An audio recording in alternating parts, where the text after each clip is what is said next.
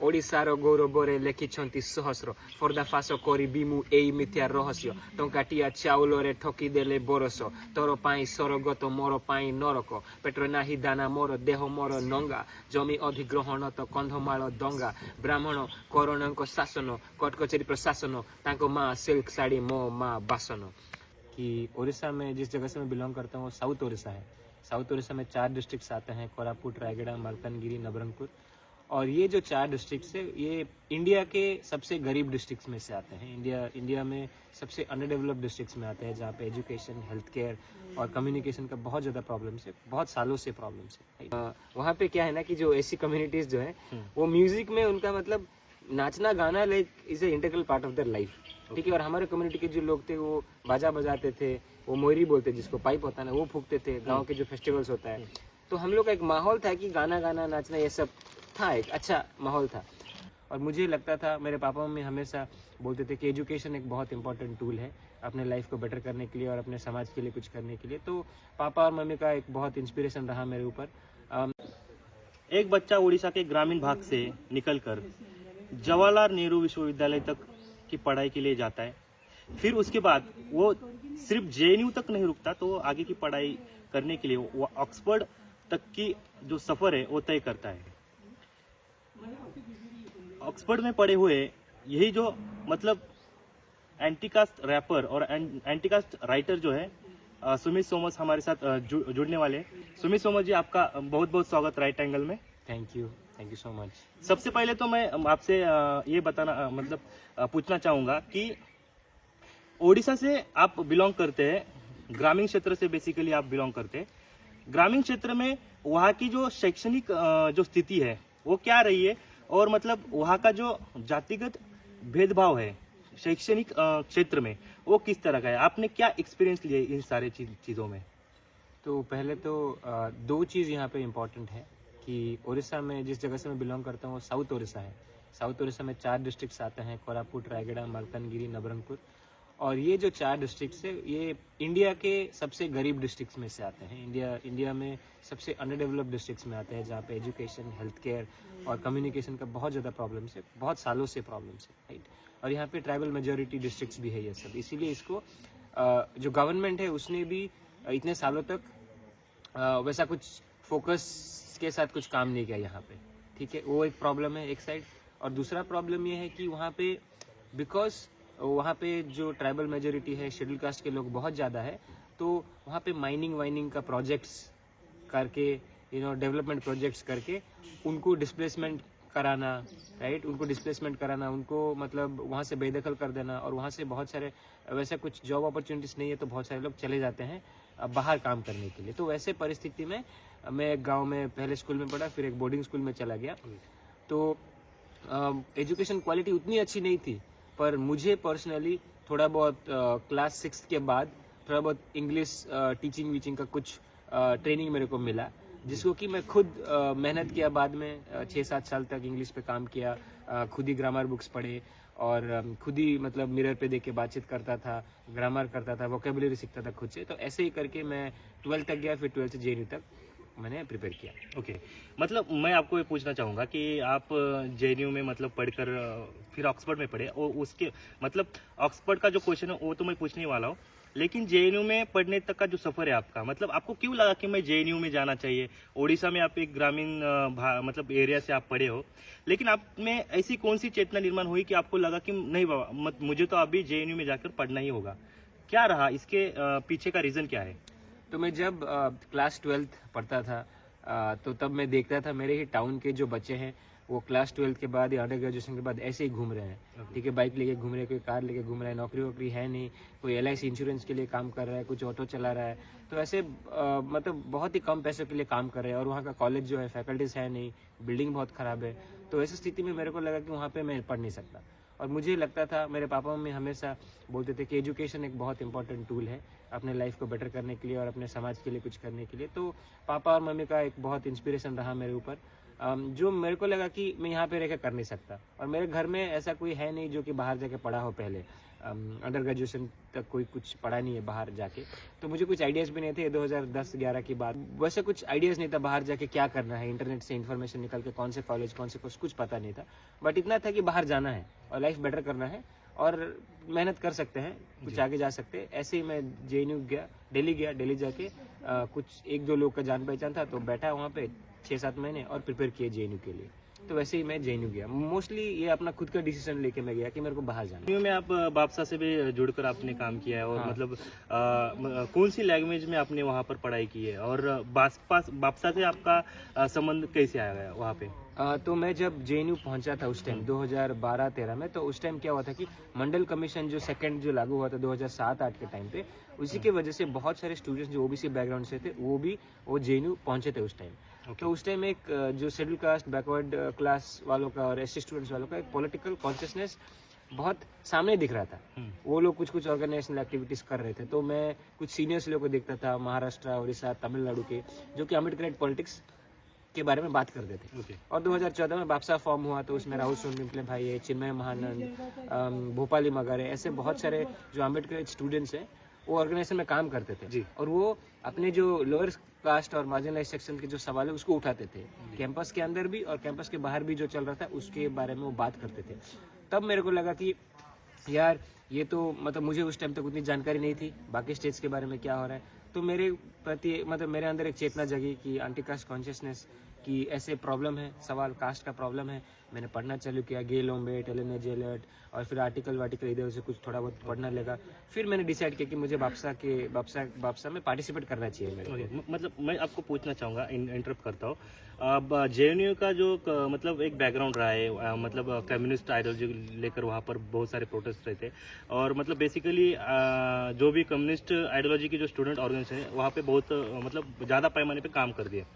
तो मतलब आपको अट्रैक्शन नहीं बढ़ा SFI या फिर ASF की तरफ, क्योंकि कन्हैया जैसा नेता वहाँ से उभर के आया था, और सारी चीज़ें भी वहाँ पर मतलब रोहित के प्रोटेस्ट के बाद जो कुछ हुआ वो तो आपको भी पता है, लेकिन आपको ऐसा क्यों नहीं लगा कि आप हमने भी कम्युनिस्ट आइडियोलॉजी के साथ काम करना चाहिए? एक चीज़ तो है कि देखो, पहला चीज़ तो है कि मुझे उतना ज़्यादा कन्विंसिंग इसलिए नहीं लगा वहाँ पे कम्युनिस्ट स्टूडेंट ऑर्गेनाइजेशंस की जो लोग बातचीत करते थे वहाँ पे।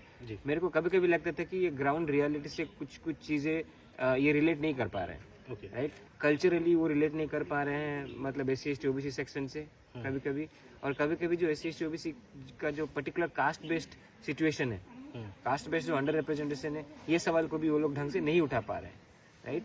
और थर्डली जो एंटी कास्ट जो मूवमेंट हुए हैं इंडिया में, उसको भी उतने उस तरीके से रिकॉग्नाइज नहीं करते थे। और फोर्थ चीज़ ये है कि मैं उड़ीसा से आता हूँ, जिस जगह से आता हूँ वहाँ पे ऑलरेडी माओइस्ट मूवमेंट एक था। तो हम लोग देख चुके थे माओइस्ट मूवमेंट, तो इसीलिए मैं वहाँ पे जाके कोई कुछ बड़ा भाषण, क्रांति कर देंगे, रेवोल्यूशन ला देंगे, उससे मुझे ज़्यादा मतलब ऐसा इम्प्रेसिव कुछ नहीं लगा। मेरा अगला सवाल है कि बाबा साहब कहते हैं कि मतलब आप किसी भी दिशा में जाओ, आपको जाति का जो शैतान है वो आपके पीछे आ जाएगा। तो क्या ये जाति का शैतान आपके ऑक्सफोर्ड तक आपके पीछे आ गया था? मतलब ऑक्सफोर्ड में आपको क्या एक्सपीरियंस मिला ऐसे, और मतलब इंडिया और ऑक्सफोर्ड इन दो मतलब यूनिवर्सिटीज में क्या अंतर है? मतलब वहाँ की पढ़ाई और यहाँ की पढ़ाई में क्या अंतर है? यहाँ का जो जातिगत भेदभाव जो है वो हमें पता ही है, लेकिन ऑक्सफोर्ड में आपको कुछ ऐसी एक्सपीरियंस मिले क्या कि वो तुम्हें जातिगत भेदभाव जैसे लगे? तो ऑक्सफोर्ड जाने के बाद मुझे ये रियलाइज हुआ कि कास्ट एक बहुत कॉम्प्लेक्स प्रॉब्लम है, उसको सामने से हमेशा देख नहीं सकते हो आप। जैसे फॉर एग्जांपल यहाँ पे जो बड़े यूनिवर्सिटीज में पढ़ते हैं, कॉलेजेस में पढ़ते हैं, आप देख लोगे lady Shri Ram college, GSN मेरी कॉलेज, या सेंट स्टीफेंस कॉलेज जैसे जो दिल्ली के बड़े कॉलेजेस से पढ़ते हैं, या फिर प्राइवेट यूनिवर्सिटी अशोका, फ्लेम्स जैसे जगह में पढ़ते हैं। तो ये लोग क्या करते हैं, इनको पता है कौन सा इंटर्नशिप करना है, ठीक है, इनको पता है कि कौन सा फेलोशिप करना है, और वो फेलोशिप इंटर्नशिप 2-3 महीने का भी होगा, उसको इतने अच्छे तरीके से लिख लेंगे ना कि जैसे कि यही वो इस OBC बैकग्राउंड से आते हैं, यही ST SC बैकग्राउंड से आते हैं, ऐसे लिख के ये लोग इम्प्रेस करेंगे, बोलेंगे कि हम we are changing the rural women's life condition in India, we are working with tribal children in India. ये सब जो है झूठ का एक पुल बना लेंगे, और इसी के थ्रू आपका एप्लीकेशन प्रोसेस होता है। और इसमें ये भी आता है कि वहाँ पे जो एप्लीकेशन बोर्ड्स में, स्कॉलरशिप बोर्ड्स में भी जो लोग बैठे रहते हैं, उनको भी ये सब चीज़ों के बाद जो इंग्लिश लैंग्वेज का प्रोफिशिएंसी किस में है, राइट, कौन से ऑथर को पढ़ा है, ये सब चीज़ें भी वो सब देखते हैं। और जो कि हमारे बच्चे मोस्टली जो SC ST OBC बैकग्राउंड से आते हैं, लोकल कॉलेजेस में, छोटे कॉलेजेस में पढ़ते हैं, उनके पास ये सब नहीं होती है, तो वैसे ही वो प्रोसेस एक्सक्लूड हो जाते हैं, राइट। और एप्लीकेशन करना ही बहुत कॉम्प्लेक्स प्रोसेस है। रेफरेंस लेटर कहाँ से लो, SOP कैसे लिखो, ये सब हमारे बच्चों को ट्रेनिंग नहीं मिलता है। हमारे बच्चों को ये कि भाई BA खत्म करना है, BCom खत्म करना है, कहीं पे जाके कुछ काम करना है। अभी कुछ साल हुआ है APU टेस्ट में लोग जाते हैं, बट इसके अलावा उतना कुछ है नहीं, तो ऐसे प्रॉब्लम होता है वहाँ पे। और नेटवर्किंग है वहाँ पे सबका, कोई किसी के साथ बात करे, कोई किसी के साथ बात कर रहा है, किसी को PhD मिल रहा है, किसी को कुछ मिल रहा है, तो ऐसा होता है। तो हमने जब ऑक्सफोर्ड में जब था, मैं ये सब सवाल उठाया बार बार। मैंने आर्टिकल भी लिखा कि what did I learn from Oxford. आने के बाद एक आर्टिकल भी लिखा, बहुत लोगों को अनकंफर्टेबल लगा, बट वो ट्रूथ है कि कैसे एक फैब्रिकेट, एक मैन्युफैक्चरिंग करके अपर कास्ट बच्चे वहाँ पे जाके साउथ एशिया के बारे में बात करते हैं, इंडिया के बारे में बात करते हैं, tribal community, Dalits, Hindu nationalism, कुछ बड़े बड़े टॉपिक पर बात करते हैं। बेसिकली आपका जो पास्ट रहा है, आप एक रैपर के तौर पे भी आपने काम किया है, वो तो आपका मतलब आप कहते हैं कि वो मेरा पास्ट है अभी, लेकिन मतलब सामाजिक स्थिति का क्या प्रभाव रहा आपके ऊपर कि मुझे अभी रैप लिखने और संगीत के माध्यम से भी लोगों में जागृति फैलानी है? तो मैं उड़ीसा से जिस जगह से आता हूँ, वहाँ पे क्या है ना कि जो SC कम्युनिटीज जो है, वो म्यूजिक में उनका मतलब नाचना गाना like is a integral part of their life, ठीक है। और हमारे कम्युनिटी के जो लोग थे वो बाजा बजाते थे, वो मोयरी बोलते जिसको पाइप होता है ना, वो फूकते थे। गांव के जो फेस्टिवल्स होता है, तो हम लोग का एक माहौल था कि गाना गाना नाचना ये सब था, एक अच्छा माहौल था। और बाहर से भी कुछ जर्मनी से, डेनमार्क से भी कुछ मिशनरी लोग आए थे, वो लोगों ने गिटार, ड्रम ये सब प्ले करना भी सिखाया लोगों को, ठीक है। तो वैसे बैकग्राउंड से मैं आता था। और फिर JNU जाने के बाद मुझे थोड़ा बहुत रैप के बारे में पता चला, मोस्टली ब्लैक रैपर्स जो रैप करते थे उसके बारे में थोड़ा पता चला। तो उस टाइम बापसा भी शुरू मतलब बना था, 1-2 साल हुआ था। मेरे को लगा कि यार ऐसे तो फेसबुक में लिखने से उतने लोग नहीं देखते हैं, शायद रैप ट्राई करना चाहिए। और वैसे भी मेरे घर वाले मतलब हमारे घर में और फिर बाकी सब सराउंडिंग में म्यूजिक का एक इन्फ्लुएंस था, तो इसलिए मैंने सोचा ठीक है रैप करते हैं। जी, बट मतलब आपका स्पेशली आपका कोई ऐसा रैप है जो आपको बहुत पसंद है और आप मतलब 2 लाइनें आप गा सकते हो यहाँ पे?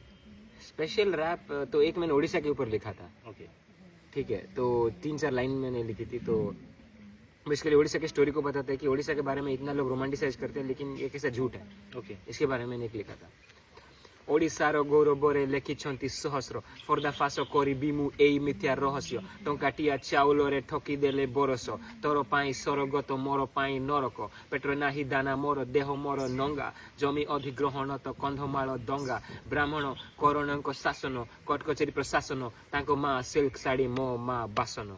सो ये लाइन बेसिकली बातें करता है लैंड ग्रैबिंग के बारे में बात करते हैं, कंधमाल में जो दंगा हुआ उसके बारे में बात करते हैं, वहाँ पे जो ब्राह्मण और जो करन जो कास्ट है वो कैसे एडमिनिस्ट्रेशन, पुलिस, जॉब्स हर में उनका दबदबा है, और कैसे उनके माँ सिल्क साड़ी पहनती हैं और हमारे माँ जाके किसी घर पे काम करती है जी। तो ये सब चीज़ों के बारे में कुछ लिखा था और मेरे को अभी तक भी वही फेवरेट है।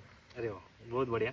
आप ऑक्सफोर्ड से आप मतलब पढ़ के आए और भारतीय शिक्षा प्रणाली को देखते हुए मतलब आपको कैसा लगता है? और मतलब जातिगत भेदभाव अभी भी जारी है भारतीय शिक्षा प्रणाली में, तो आप इस शिक्षा प्रणाली को क्या सुझाव दे दोगे? आपके मतलब आपके माध्यम से क्या बताओगे कि क्या सुधार लाना चाहिए इसमें?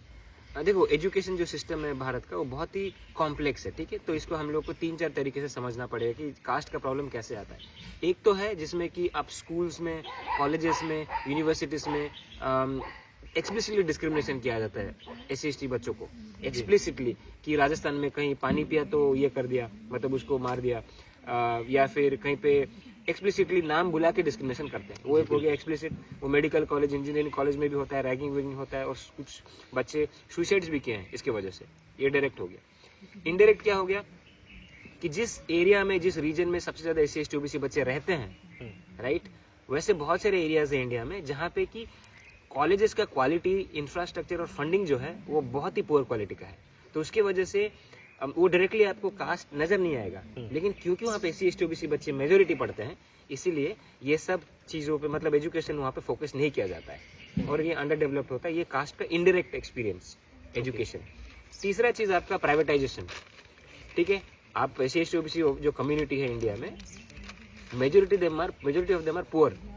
वो अपने रोजमर्रा जिंदगी का जो एक लाइवलीहुड है उसी के लिए ही आप स्ट्रगल करते रहते हैं, राइट। तो उनका क्या होता है कि उनके पास उतने पैसे नहीं है कि वो जाके कॉलेजेस में पढ़े। और इंडिया में आप देखोगे तो 65% जो कॉलेज है वो प्राइवेट अनएडेड कॉलेजेस है, और जो बाकी 13% है वो प्राइवेट एडेड है, जिसमें भी थोड़ा बहुत स्कॉलरशिप मिलता है। तो आपका जो 21% बाकी जो all India survey of higher education कहता है, बस 21% जो कॉलेजेस है वो गवर्नमेंट कॉलेजेस है। तो इसका मतलब आप समझ सकते हो कि अपने बच्चे कैसे जाके पढ़ेंगे प्राइवेट कॉलेजेस में, राइट। तो इसका मतलब कि फंड को डाइवर्जन करना पड़ेगा, पॉलिसीज ऐसे लाने पड़ेंगे कि SC ST OBC बच्चों के साथ कोई डिस्क्रिमिनेशन होगा कुछ, तो उसके लिए स्ट्रिक्ट सेल्स, जो एंटी डिस्क्रिमिनेशन सेल्स बनाने पड़ेंगे, राइट। और प्राइमरी एजुकेशन पे ही फोकस करना पड़ेगा। This is my last point कि प्राइमरी एजुकेशन जो है कि 10 साल तक बच्चा नहीं पढ़ता है, मौका नहीं मिलता है उसको इतने स्ट्रगल के थ्रू, और फिर जाके सडनली क्लास 12 के बाद तुम उनको बोलो कि भाई तुम यूनिवर्सिटी के लिए अप्लाई करो, तुम इंग्लिश में बात करके दिखाओ, नहीं होगा, right. So primary education is also very very important, जो कि फोकस नहीं किया गया। ओके, मेरा मतलब एक आखिरी सवाल है। मतलब आपके आर्टिकल्स इंग्लिश में ज़्यादातर बहुत फेमस है, और ज़्यादातर आप इंग्लिश में ही लिखते हो। आपका जो affairs of caste young diary है, मतलब ये जो लिखने की प्रेरणा है, और आपके जीवन में मतलब एक ओवरऑल जो अपनी प्रेरणा रहती है ना, एक आदर्श रहता है, तो इसके मतलब आपके पीछे की मतलब आपकी ऑक्सफोर्ड तक जाने की जो प्रेरणा है वो कौन रहा है? पहले चीज़ तो है कि JNU जाने के बाद मुझे बाबा साहब अम्बेडकर के लाइफ के बारे में पता चला और आर्टिकल्स मूवमेंट के बारे में पता चला। तो एक वो इंस्पिरेशन था कि बाबा साहब अम्बेडकर ने बोला था कि खुद के लिए नहीं, बस अपने लोगों के लिए भी कुछ करना है। तो वो लगा कि ठीक है, अगर मैं खुद अपने आप को पहले संभालूँ तो जाके अपने लोगों के साथ ये करना है। वो तो एक पहला इंस्पिरेशन बाबा साहब अम्बेडकर का था, और अभी भी है, राइट। समाज को अगर हमको आगे बढ़ाना है, अपने लोगों को अगर ऊपर लेके जाना है और अच्छा लाइफ अगर देने की सोचना है, तो करना पड़ेगा कुछ अपना छोटा मोटा कैपेसिटी के थ्रू। और सेकंड, मेरे पापा मम्मी खुद, जो कि बचपन से ही मेरे को पढ़ाई के मामले में हमेशा बोलते थे कि पढ़ाई बहुत ज़रूरी है, तू कहीं भी जा कुछ भी कर, लेकिन पढ़ाई छोड़ना नहीं।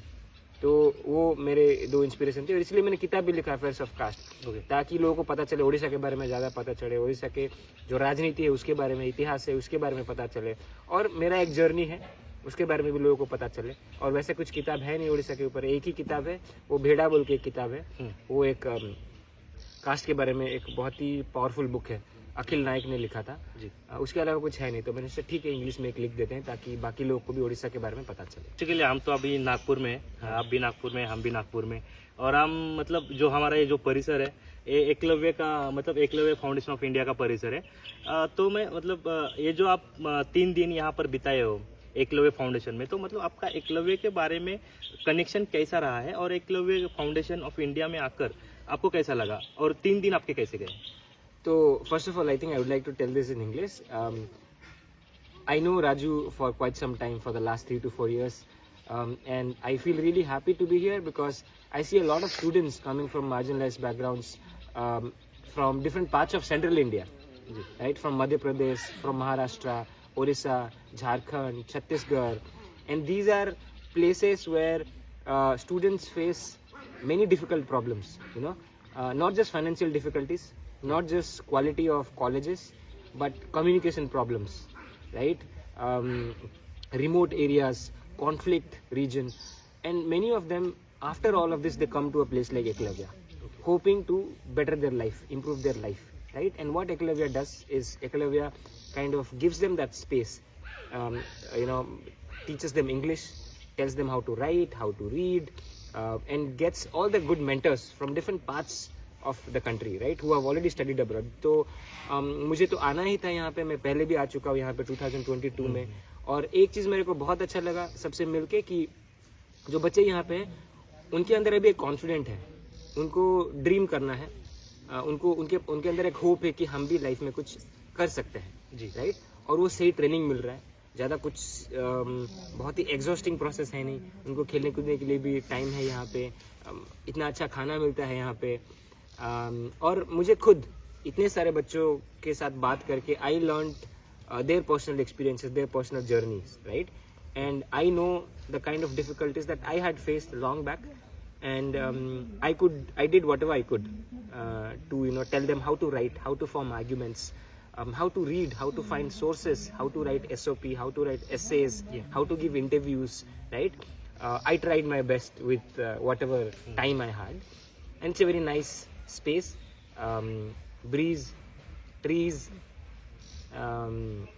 and even the staffs are quite supportive, who are always willing to encourage and help the students. So yes, and I really hope that some of them from this batch would get into universities like APU, TIS, and Sivnadar. Thank you. बहुत बहुत धन्यवाद आपका। अभी जो हमारे साथ सुमित सोमस थे, और उन्होंने मतलब उनका जो जर्नी है उड़ीसा से लेकर ऑक्सफोर्ड तक का जर्नी उन्होंने यहाँ पर बयां किया है। बहुत बहुत धन्यवाद राइट एंगल में समय देने के लिए।